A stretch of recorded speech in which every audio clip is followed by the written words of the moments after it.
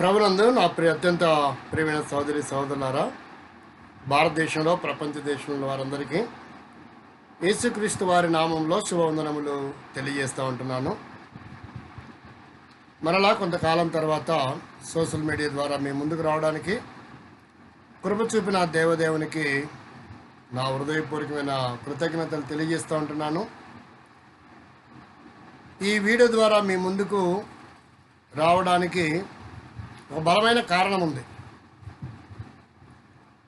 ముందు వేరే వీడియోలో చేసిన ప్రకారంగా బైబిల్లో అనేకులకు ప్రస్తుత కాలంలో యవనస్తురాళ్లకు అనేకమైన డినామినేషన్స్ ఉన్న కారణం చేత ఎన్నో రకాల సందేహములు, వాక్య విషయంలో, పదాల విషయంలో, అక్షరాల విషయంలో సందేహాలు ఉన్నాయి.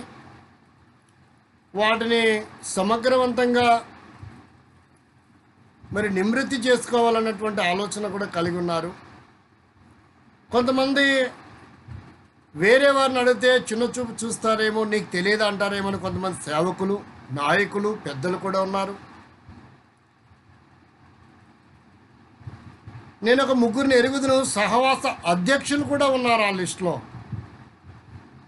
కొన్ని పదాలు తెలియక, ఒకవేళ మేము అధ్యక్షులుగా ఉన్నాం, సెక్రటరీగా ఉన్నాం, కోశాధికారిగా ఉన్నాం, మరి ఈ విషయాన్ని వాళ్ళకి అడిగితే మాకు అవమానం కదా అని అనుకుని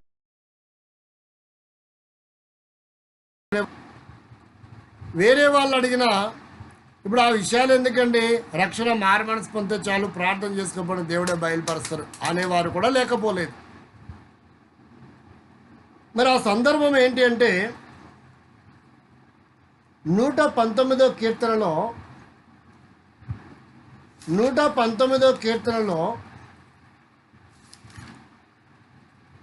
మనకు కొన్ని అక్షరాలు కనబడుతున్నాయి. 119వ కీర్తనలో మనకు కొన్ని అక్షరాలు కనబడుతున్నాయి. మొట్టమొదటి చూడండి, 119వ కీర్తన ప్రారంభంలోనే అలెఫ్ అనే ఒక పదం కనబడుతుంది. ఆ తర్వాత 8వ వచనం తర్వాత బేత్ అని, 16వ వచనం తర్వాత గిమ్మేల్ అని, 24వ వచనం తర్వాత దాలేత్ అని, 32వ వచనంలో తర్వాత హే అని, 40వ వచనంలో వావ్ అని, తర్వాత 48వ వచనం తర్వాత జాయిన్ అని, 56వ వచనం తర్వాత హేత్ అని, 64వ వచనం తర్వాత తేత్ అని, 72వ వచనం తర్వాత యోద్ అని, 80వ వచనం తర్వాత కాఫ్ అని, 88 తర్వాత లామేద్ అని, ఇలాగన మనకు కొన్ని ఈ కీర్తన 76 వచనాలు ఉంది. ఈ 76 వచనాలకు ప్రతి 8 వచనాలకు తర్వాత ఒకసారి ఒక పదం కనపడుతుంది. ఈ పదం ఎందుకు రాయబడింది, దాని భావం ఏంటి, గల కారణాలు ఏంటి అనేది చాలామంది తెలుసుకోవడం లేదు. ఎన్నో వందల సార్లు బైబిల్ చదివిన వాళ్ళు ఉన్నారు. వేలు కాదు, వందలు కాదు, వేల వర్తమానాలు చెప్పిన వారు ఉన్నారు. జాతీయ అంతర్జాతీయ వర్తమానికులు కూడా ఉన్నారు. మాదే గొప్ప సహవాసం, మా సహవాసం పరలోకానికి వెళ్ళేది అనుకునేవారు కూడా ఉన్నారు ఇందులో, ఆ జాబితాలో. కానీ ఈ 119వ కీర్తనలో ఈ పదాలు ఎందుకున్నాయి, ఈ పదాల అర్థం ఏంటి అనే దాని గురించిన ఆలోచన తారసపడింది ఉన్నారు. కానీ దాని గురించి సరైనటువంటి విధానంలో తెలియపరచలేనటువంటి కారణం చేత అడగడం కూడా మర్చిపోయిన వారు ఎందరో ఉన్నారు. ఒకవేళ ఆ లిస్టులో కూడా మీరుంటే బ్రదర్ జాషువా ఆర్ఎం అనే ఈ యూట్యూబ్ మన ఛానల్ని సబ్స్క్రైబ్ చేసుకోండి. ఇలా కొత్త కొత్త విషయాలు, సంగతులను వ్యక్తిగతంగా మీటింగ్లో చెప్పలేకపోయినా సోషల్ మీడియా ద్వారా వీడియో చేసి మీ అందరికీ తెలియపరచాలన్నదే దేవుడి నా హృదయంతరంగంలో ఉంచిన ఉద్దేశం. నాకు తెలిసిన విషయాన్ని మీ అందరితో పంచుకోవాలన్నదే నా ముఖ్య అభిప్రాయం. కాబట్టి మీరేదో తక్కువ అని కాదు, మీ అందరికంటే ఈరోజు రక్షింపబడిన వానికంటే కూడా నేను చాలా అత్యల్పడనని నేను ఎరుగుదును. ఆధ్యాత్మికంగా ప్రభు ఇచ్చిన సమయాన్ని బట్టి, అనుకూలతను బట్టి మాత్రమే వీడియోలు చేయగలుగుతున్నామే తప్ప ఆధ్యాత్మిక జీవితంలో అన్ని విషయాల్లో నేను మీ అందరికంటే అత్యల్పడనని కూడా ఎరుగుదును. ఈ మాటలు సదుద్దేశంతో, సద్భావంతో, త్రికరణ శుద్ధితో ఈ వీడియో వీక్షించి విని సత్యాన్ని గ్రహించండి. మీ స్నేహితులు, మిత్రులందరికీ ఈ వీడియోని మీరు షేర్ చేయాలని యేసుక్రీస్తు నామంలో సహోదరుడిగా ఈ మాటలు మీకు విన్నవించుచుండగా చిత్తగించుట. రండి మనం వీడియోలోనికి, ఆ భాగంలోనికి వెళ్దాం. దాదాపుగా ఇక్కడ మీరు గమనించవలసిన విషయాలు ఉన్నాయి, సూచనలు. 119వ కీర్తనకు ముందున్న కీర్తన ఒకసారి ఆలోచించండి. 118వ కీర్తన బైబిల్లో మొత్తంలో కలిపి దాదాపుగా 1189 అధ్యాయాలు ఉన్నాయి బైబిల్లో, పాత నిబంధన కొత్త నిబంధనలకు కలిపి. అయితే ఈ 1189 అధ్యాయాలకు గాను మధ్య అధ్యాయం ఏంటంటే 118 అధ్యాయం లేదా 118 కీర్తన. మరి 118 కీర్తనకి ఎడమ వైపు అంటే ముందున్న కీర్తననేమో చాలా చిన్న కీర్తన 117 కీర్తన. మరి మధ్య కీర్తనకి అధ్యాయానికి లేక కీర్తనకి 119 కీర్తన కుడివైపు ఉన్నది. మరి కీర్తనలు అన్నిటికంటే పెద్ద కీర్తన. ఒక్కసారి మీరు పరిశీలించాలి. దేవుని యొక్క ఉద్దేశము, సంకల్పం ఎంత అద్భుతమైందో చూడండి. ప్రియమైన స్నేహితులారా, మిత్రులారా, మనం గమనించవలసిన విషయం ఏంటంటే ఈ పదాలు హీబ్రూ పదాలు. ఎందుకంటే బైబిలు హీబ్రూ భాషలో రాయబడింది, అరామిక్ హీబ్రూ భాషలని మనందరికీ విదితమే. కాబట్టి హీబ్రూ భాషకు ఆల్ఫాబెటాస్ అంటాం కదా మనం, 22 అక్షరాలు ఉన్నాయి. హీబ్రూ భాషకు 22 అక్షరాలు. ఆంగ్ల భాషకు 26 అక్షరాలు ఎలాగున్నాయో, తెలుగు భాషకు దాదాపుగా 56 అక్షరాలు ఎలాగున్నాయో, తమిళ భాషకు దాదాపుగా 18 అక్షరాలు ఎలాగున్నాయో, అలాగుననే హీబ్రూ భాష కూడా 22 అక్షరాలు ఉన్నాయి. కాబట్టి ఈ 22 అక్షరాలే 119వ కీర్తనలో పొందుపరచబడ్డాయి. ఎందుకంటే ప్రతి 8 అక్షరాలకు, వచనాలకు ఒక పదం ఉంది, హీబ్రూ పదం. కాబట్టి మనం క్యాల్కులేట్ చేస్తే 8 ఇంటూ 176 క్యాల్కులేట్ చేస్తే, లేదంటే డివైడెడ్ బై చేస్తే మనకు 22 వస్తుంది. లేక 22 ఇంటూ 8ని హెచ్చిస్తే మనకు 176 వస్తుంది. అంటే 176 వచనాలకు గాను ప్రతి 8 వచనాలకు ఒక హీబ్రూ పదము, అక్షరము రాయబడినట్టుగా మనకు నిర్ధారణ చేయబడుతుంది. ఇది మనకు అర్థమైంది. ఇవి హీబ్రూ అక్షరాలని అర్థమైంది. వాటి విలువలను వీలైతే వాటి భావాన్ని కూడా, అర్థాన్ని కూడా పరిశీలన చేద్దాం ఈ వీడియోలో. ఈ బ్రదర్ జాషు ఆర్ఎంఎన్ ఛానల్ ఇంకెవరు సబ్స్క్రైబ్ చేయలేదో ఇప్పుడే క్రొత్తగా చూస్తున్నట్లయితే సబ్స్క్రైబ్ చేసుకోండి. మీకు అంగీకారం ఉంటే లైక్ కొట్టండి, ఇతరులకు కూడా షేర్ చేయండి. ఒక్కొక్కటిగా మనం పరిశీలన చేద్దాం. వాటిలో మనము ఒక్కొక్కటిగా పరిశీలించి చూస్తాం రండి. మొట్టమొదటిది అలేఫ్ అనే పదం కనబడుతుంది. 119వ కీర్తన మొదటి భాగంలోనే అలేఫ్ అనే పదం కనబడుతుంది. అలేఫ్ అనగా ఒకటి అనే చూపిస్తుంది. ఒకటి దేనికి అర్థం అంటే దేవుడు విశ్వంలో ఒక్కడు, ఒకే దేవుడు ఉన్నాడు అని చూపిస్తుంది. అంత మాత్రమే కాదు, దీని న్యూమరికల్ నంబర్ కూడా ఒకటే. అలెఫ్ అనే ఈ పదానికి ఒకటి ఎలాగైందో న్యూమరికల్ నంబర్ కూడా ఒకటే. ఇకపోతే రెండవది బేత్. బేత్ కాబట్టి బేత్ అనేది చూపిస్తూ ఉంది. ద్వంద్వం న్యూమరికల్ నంబర్ కూడా ఇది రెండే. ఆ పైన అని చూపిస్తుంది.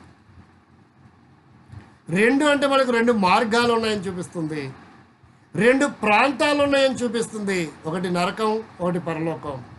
రెండు అంటే రెండు నిబంధనలు చూపిస్తుంది. మనం ఇలా ఉపయోగించుకోవచ్చు. కాబట్టి బేత్ అంటే రెండు అనే నంబర్ చూపిస్తుంది. ఇది న్యూమరికల్ నంబర్ కూడా రెండే. మూడవది గేమల్. గేమల్ అంటే బ్రిడ్జ్ లాంటిది.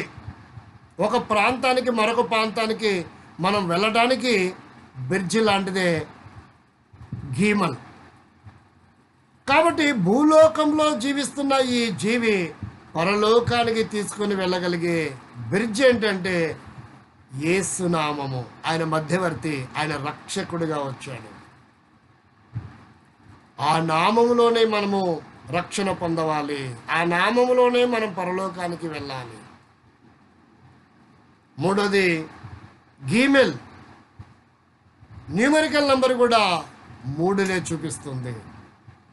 నాలుగవది ఏంటి? దళెత్. దాలత్ అంటే మానవత్వాన్ని చూపిస్తుంది.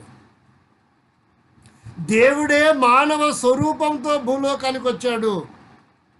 ఫిలిప్పీ పత్రిక 2వ అధ్యాయంలో 7-8 వచనాల్లో మనం చూస్తాం. ఆయన ఆకారానికి మనుషుడిగా కనపడి అని రాయబడింది. కాబట్టి దళిత్ అంటే మానవత్వము, మానవ స్వభావము. దేవుడు మనిషి అయినటువంటిది మానవ రూపమెత్తడము. కాబట్టి కొలసి పత్రిక 2వ అధ్యాయము 9-10 వచనాలు మనం అందరికి విదితమే. దేవత్వం సంపూర్ణముగా క్రీస్తులో నివసించును రాయబడింది. కాబట్టి న్యూమరికల్ నంబర్ కూడా 4. ఐదవది హే. హే అంటే గిఫ్ట్. గిఫ్ట్ అంటే కృప లేక రక్షణ, లేక యేసుక్రీస్తు కూడా మనకు గిఫ్ట్గా ఇవ్వబడుతూ వచ్చాడు. కాబట్టి కొన్ని సహవాసంలో వారు క్రిస్మస్ వచ్చినప్పుడు బహుమతులు పంచుకుంటారు. ఆయన మన గిఫ్ట్గా, కృపగా, రక్షణగా ఇవ్వబడుతూ వచ్చాడు. మనం రక్షణ కృప వలననే గిఫ్ట్ ఫ్రీ ఆఫ్ కాస్ట్తో మనం రక్షింపబడుతున్నాం. 6వది వావ్.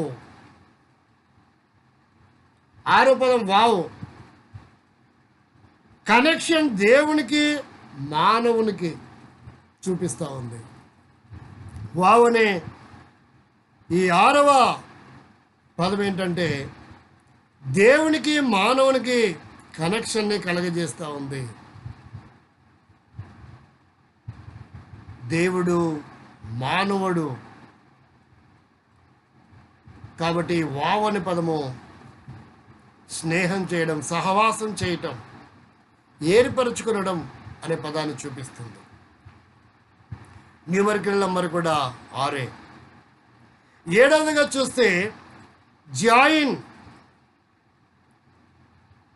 న్యూమరికల్ నంబర్ కూడా 7. ఈ 7 జాయిన్ ఏం చూపిస్తుందంటే సృష్టి దేవుడు కలగజేసిన తర్వాత విశ్రాంతి, పవిత్రమైన పరిశుద్ధమైనటువంటి దినాన్ని మనకు చూపిస్తుంది. సమాజముగా కూడుకునటం అనేది చూపిస్తుంది. సృష్టిని గురించి చూపించే సింబాలికలే జాయిన్. దీని న్యూమరికల్ నంబర్ కూడా 7. 8వది హేత్. హేత్ అంటే లైఫ్ లేక ప్రాణము. ప్రాణము అంటే రక్తము అని మనకు అర్థమవుతుంది.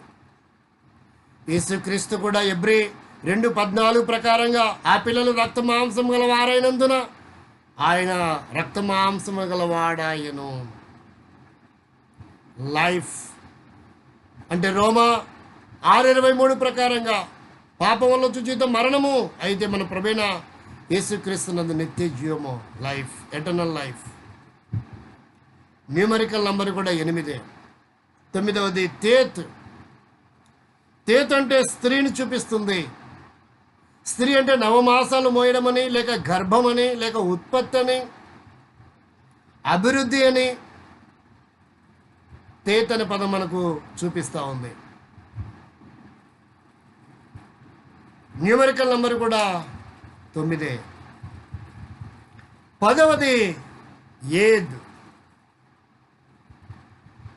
10వది ఏంటంటే పరిశుద్ధాత్మను చూపిస్తూ ఉంది. మనకు పరిశుద్ధాత్ముడు ఏం చేస్తారంటే నీతి నిమిత్తం పాప నిమిత్తం ఒప్పింపచేసే శక్తి ఆయనకుంది. కొంతమంది పరిశుద్ధాత్మ దిగిరామంటే దిగొస్తాడు, వెళ్ళిపోమంటే వెళ్ళిపోతారు అనుకుంటారు. లేదండి, పెంతెకోస్తు పండుగ 50 రోజున పరిశుద్ధాత్ముడు భూమి మీదకి వచ్చాడు. సంఘం ఎత్తబడే వరకు పరిశుద్ధాత్ముడు మనతో ఉంటాడు, మనలో ఉంటాడు. నీతి నిమిత్తం, తీర్పు నిమిత్తం, పాప నిమిత్తం మనల్ని ప్రేరేపిస్తూ రక్షణ పొందేటట్టు చేస్తూ ఉంటాడు. దానికి మనం తప్పు చేసినప్పుడు వాడే పదం ఏంటంటే హిందువులకి అర్థమయ్యే పదం పరిశుద్ధాత్మ అంటే మనస్సాక్షి అని. మనం తప్పు చేస్తున్నాడు, మనస్సాక్షి తప్పు చేస్తున్నాడు అని నొక్కి వక్కాలిస్తూ ఉంటుంది. కొంతమంది మనస్సాక్షిని చంపుకొని కూడా జీవిస్తున్న వాళ్ళ సంగతి మనం ప్రక్కన పెడతాం. 10వది పరిశుద్ధాత్మ అంటే న్యూమరికల్ నంబర్ కూడా 10. 11 నుంచి న్యూమరికల్ నంబర్స్ చేంజ్ అవుతాయి. 11వది కాఫ్. కాఫ్ అంటే దేవునికి విధేయత. మానవులమైన మనందరము దేవునికి విధేయత చూపాలి. దానికి కాఫ్ అనే పదం వాడబడింది. దీని న్యూమరికల్ నంబరు 20. 12వది లామేద్. లామేద్ అనగా నేర్చుకొనుట లేక అభివృద్ధి, పెంచుకొనుట, తెలుసుకొనుట అనే పదాన్ని మనం వాడవచ్చు. లామేద్ అంటే నేర్చుకొనుట. దేవుని దగ్గర అనేకమైన విషయాలు నేర్చుకుంటా. ఎందుకంటే కీర్తనలో ఆయన చెప్తాడు 34:11 అనుకుంటా, పిల్లలారా మీరందరూ నా యొద్ద నేర్చుకొనుడి. కాబట్టి ప్రేమైన స్నేహితులారా, మిత్రులారా, 12వది లామేద్ అంటే న్యూమరికల్ నంబరు 30 లేక 30, నేర్చుకొనుట. 13వది మేమ్. మేమ్ అంటే వాటర్. వాటర్ అంటే ధర్మశాస్త్రము, వాక్యముతో పోల్చబడింది. నీరుని వాక్యంతో పోల్చారు. కాబట్టి కీర్తన 42:3లో దుప్పి నీటి వాగుల కొరకు తృష్ణగొనినట్లుగా అని రాయబడింది. కాబట్టి నీరు అంటే వాక్యం, ధర్మశాస్త్రం అన్న వాక్యము. అంటే మేమంటే దేవుని కొరకు, వాక్యము కొరకు మనము దినదినము పరితపించడం. సామెతలు 34:8-34లో చూస్తే నీ గడప యొద్ద కనిపెట్టడం అని రాయబడింది. మనం నేర్చుకోవాలి. వాక్యమును, ఆధ్యాత్మిక జీవితంలో మనం అభివృద్ధి పొందాలి. జ్ఞాపకం చేస్తూ ఉంది. ఇకపోతే 14వది నూన్. నూన్ అంటే ఫిష్ అని అర్థం, 50వ రోజు అని కూడా అర్థం. అంటే మనం గమనిస్తే సముద్రంలో ఫిష్ ఉంటుంది, మనకు తెలుసు అందరికీ. కొన్ని చేపల పేరు ఉప్పు చేప అని కూడా పిలుస్తారు. సముద్రంలో ఉప్పు ఉంటుంది, కానీ చేపల కూర వండుకుంటప్పుడు ఉప్పు వేసుకుంటాం. అంటే మన విశ్వాస జీవితం దేన్ని చూపిస్తుందంటే చేప అంటే అర్థం ఏంటంటే సమస్యలు ఎన్నున్నా మనం ఎదురీతే వారుగా ఉండాలి. చేప నీళ్ళలో కొట్టుకొని పోదు, నీటి ఒరవడికి వేగంగా ముందుకు దూసుకొని వెళ్తుంది. ఎన్ని శ్రమలు, ఎన్ని కష్టాలు, ఎన్ని ఇబ్బందులు, ఎన్ని ఆటంకాలు, ఎన్ని అభ్యంతరాలు, ఎన్ని నష్టాలు సంభవించినా విశ్వాస జీవితంలో మనం ముందుకు దూసుకొని వెళ్ళే వారంగా ఉండాలి. ఫిష్ అంటే చేపను చూపిస్తూ ఉంది. ఆత్మీయతలో ఎన్నో ఎవరెస్ట్ శిఖరాలు లాంటివి అధిరోహించే వారంగా, ఎక్కి వెళ్ళే వారంగా మనం ఉండాలని సత్యవేద గ్రంథం మరి నూనె అనే పదం మనకు సూచనగా ఉంది. 16వది సామేవ్, ది న్యూమరికల్ నంబరు 60. దేవుని నుండి రక్షణ అని, యెహోవా యొద్ద రక్షణ దొరుకునని ఎలాగైతే యోనా 2:9 చూస్తామో, యెహోవా అంటేనే ఆయనే రక్షణ. సామేహ్ అంటే దేవుని రక్షణ, దేవుని నుండి రక్షణ. అపోస్తలుల కార్యములు 4:12 పైన ఆకాశమందు క్రిందన భూమి ఎందు కానీ, భూమి కిందన నీళ్ళ ఎందు కానీ రక్షణ లేదు, కానీ మనము ఈ నామములనే రక్షింపబడడం వలననే రాయబడింది. కాబట్టి సామేహం అంటే దేవుని నుండి రక్షణ. ఇది ఆత్మ సంబంధమైన, భౌతిక సంబంధమైన రక్షణ గురించి కాదు మాట్లాడదు. 17వది ఆయిన్ అంటే భవిష్యత్తు.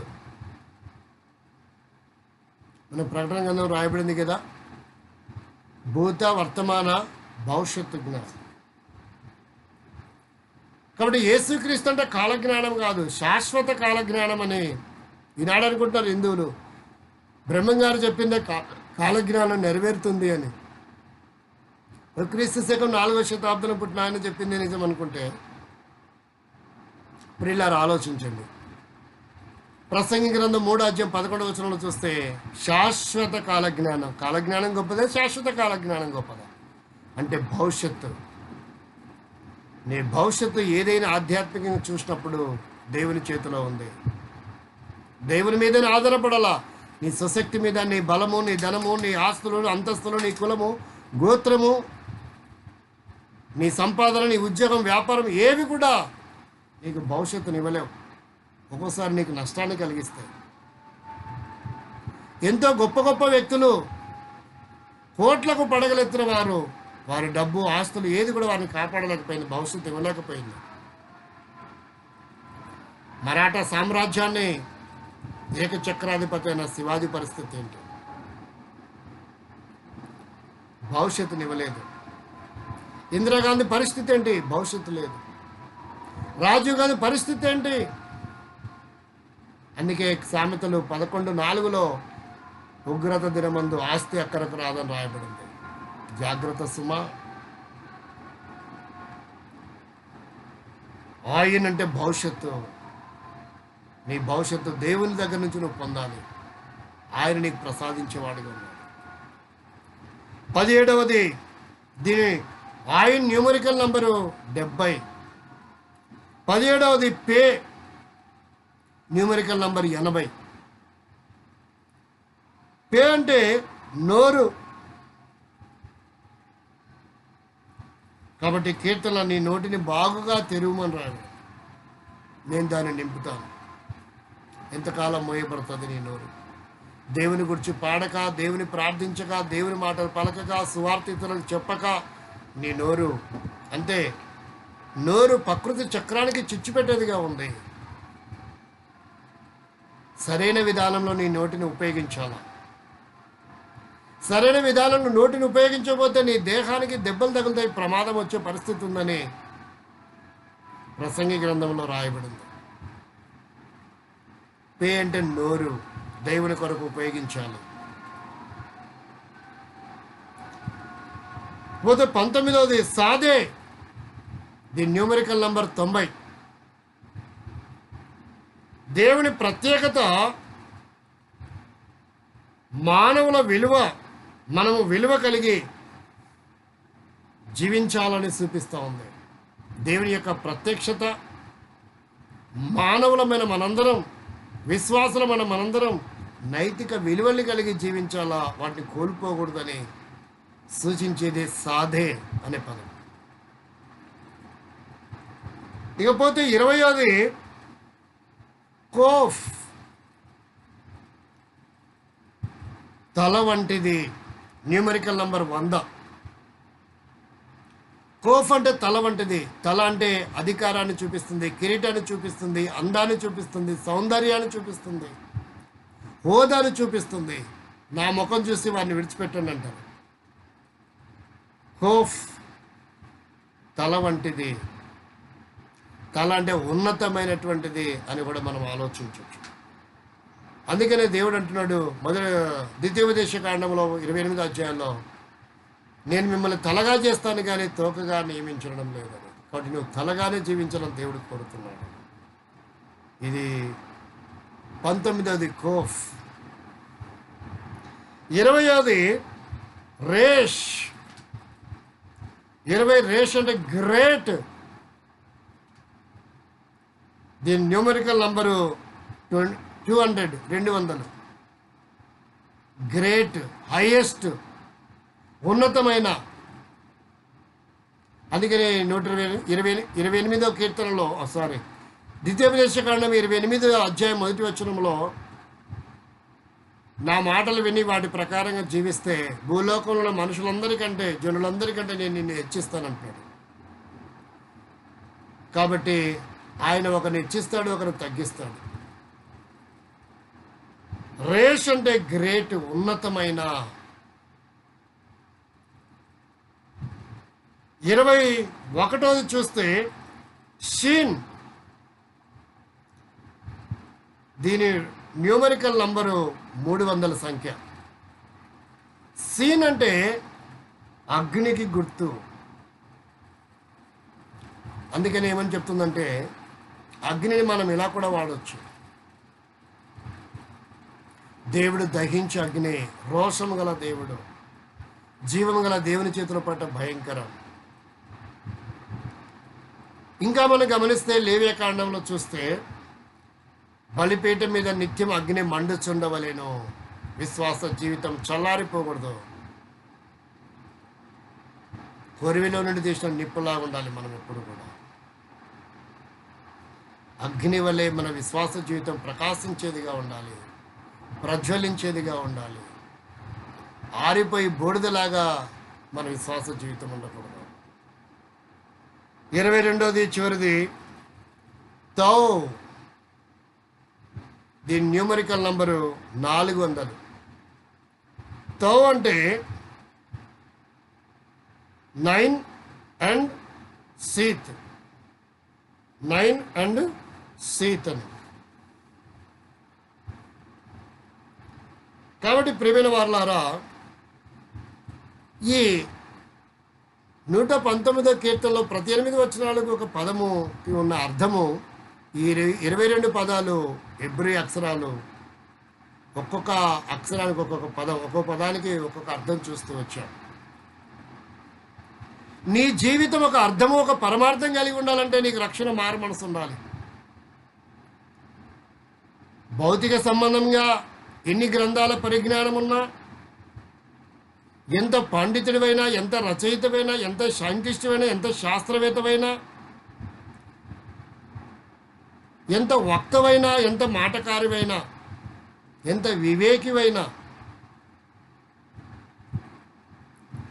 నీ జీవితంలో రక్షణ లేకుండా ఎంత తత్వవేత్తవైనా సరే,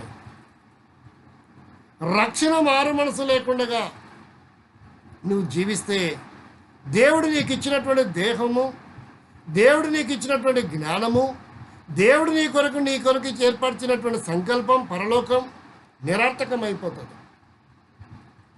కాబట్టి నీ జీవితానికి ఒక అర్థము, పరమార్థాన్ని కోల్పోతావు. ఈ అర్థాల గురించి తెలుసుకున్నా తెలుసుకోకపోయినా నీ జీవితానికి దేవుడు ఒక అర్థము, పరమార్థాన్ని పెట్టాడని గ్రహిస్తే, నీ పాపముల విషయమై పశ్చాత్తాపపడి యేసు రక్తంలో కడగబడి ఆయన శరణు కోరితే, యేసు ప్రభా ఎంతో జ్ఞానిని, అబద్ధాలకు, మోసాలకు, త్రాగుడుకు, దొంగతనానికి ఇలా చెడు అలవాట్లకు బానిసై జీవిస్తున్నాను, నన్ను క్షమించు, నరకం తప్పించాను కనుక నువ్వు ఆయన శరణు వేడితే నీ పాపల కొరికి 2020 సంవత్సరాల క్రితం యేసుక్రీస్తునాథుడు ఈ లోకానికి వచ్చి చనిపోయి సమాజపడి తిరిగి లేచాడు. నీ పాపభారం, మనందరి పాపభారం భరించాడు. చివరి రక్తపట్టు ధారపోశాడు. రక్త పురోక్షణం పాప వినాశనం. ఆయన రక్తం ద్వారా మన పాపను పక్షవాళన చేస్తూ వచ్చాడు. ఎప్పుడైతే ఈ అనుభవానికి వస్తావో, ఈ పరమార్థం నీ జీవితం మార్పు చెందుతావో, నరకం నిన్నేం చేయలేదు. సమాజంలో అనేకుల చేత ప్రశంసింపబడతావు. ఎన్నో మంచి లక్షణాలు ఉన్నాయి. ఒక్కొక్క చిన్న చిన్న బలహీనత నీ జీవితం అతలాకుతలం చేస్తూ నాశనం చేస్తుంది. పిల్లలు నిన్ను తల్లిదండ్రులు పిలవలేకపోతున్నారు, తోడుపెట్టిన వారు నిన్ను పిలవలేకపోతున్నారు. ఒక ఆఫీసులో కార్యాలయంలో నువ్వు ఎండివే, మేనేజర్వే, సిఇఓవే, ఒక నాయకుడివే, పెద్దవే, సంఘంలో సేవకుడివే, అయినా నీ జీవితంలో చిన్న చిన్న బలహీనతలు నీ జీవితం నాశనం చేస్తున్నాయి. వాటిని కూడా ఒప్పుకొని దేవుని దగ్గర విడిచిపెడితే ఎంతగో ప్రశంసించబడతావు, చరిత్రలో మిగిలిపోతావు. మాదిరికరమైన అనేకులు నీ జీవితాన్ని ఉపయోగించుకుంటారు.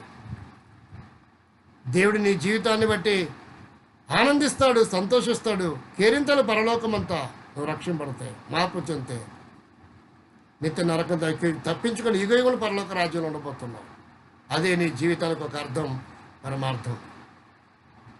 ప్రవీణ్ యేసునందు విశ్వాసం ఉంచినప్పుడు నీవు నీ ఇంటి వారి ఆత్మరక్షణ పాపక్షమాపణ పొందుతావు. ప్రార్థన చేస్తావు. ప్రవీణ తండ్రి, 119 కీర్తనలు 22 ఎబ్రి పదాలకు అర్థం చూడడానికి ఇచ్చిన కృప కొరకు వందనాలు. ఎవరి జీవితంలో అర్థం పరమార్థం లేకుండా జీవిస్తున్నారో వారి రక్షణ మార్గం సహాయం చేయండి. తీర్మానం చేస్తున్న తీర్మానం అంగీకరించండి. విశేషమైన జీవితం ప్రసాదించండి. ఆరోగ్యాలు, అష్టైశ్వర్యాలు, భోగభాగ్యం ప్రసాదించండి. ఈ లోకంలో ప్రతి అవసరత కొరత వారు తీర్చండి. సమాజంలో గొప్ప మేలు చేయండి. నిత్య నరకం తప్పించుకొని నిత్య రాజ్యం వారసులకు సహాయపడమని యేసుక్రీస్తునామమున ప్రార్థించి వేడుకొంచున్నాము తండ్రి. ఆమేన్. Praise the lord.